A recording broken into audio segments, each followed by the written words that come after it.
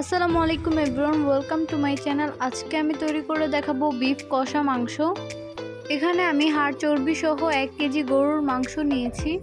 একটি মিক্সিং বোলে নিয়ে নিচ্ছি 1/3 কাপ টক দই। টক দইটার সাথে আমি পানি মিশিয়ে নিয়েছি। দিয়ে দিচ্ছি 1.5 টেবিল চামচ রসুন বাটা, 1 টেবিল চামচ আদা বাটা, 1.5 টেবিল চামচ পেঁয়াজ বাটা।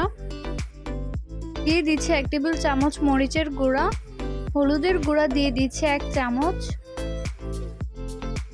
জিরার গুঁড়া দিয়ে দিচ্ছি 1 চামচ। ধনিয়ার গুঁড়া দিয়ে দিচ্ছি 1 চামচ।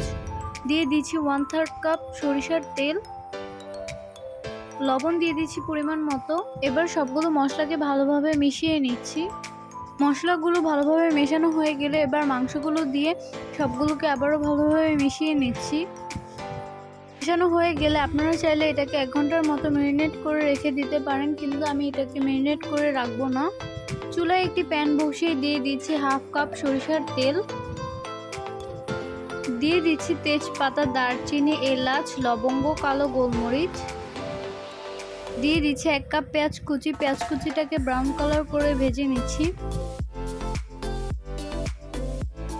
পেঁয়াজটা ভাজা হয়ে গেলে এবার মাংসগুলো দিয়ে নেড়ে চেড়ে মিশিয়ে নিচ্ছি। চুলার আঁচ লোতে রেখে একটি ঢাকনা দিয়ে ঢেকে মাংসটাকে কষিয়ে নিব। ঢাকনা দিয়ে ঢেকে রান্না করার পর মাংসটা থেকে কিন্তু ঝোল উঠেছে।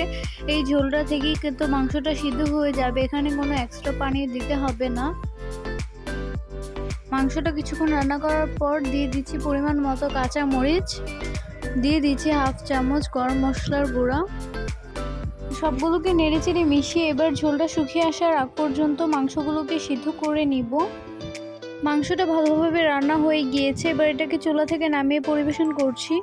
তৈরি হয়ে গেল একদম সহজ পদ্ধতিতে বিফ কষা মাংস। রেসিপিটা ভালো লাগলে একটি লাইক দিয়ে চ্যানেলটি সাবস্ক্রাইব করে রাখবেন।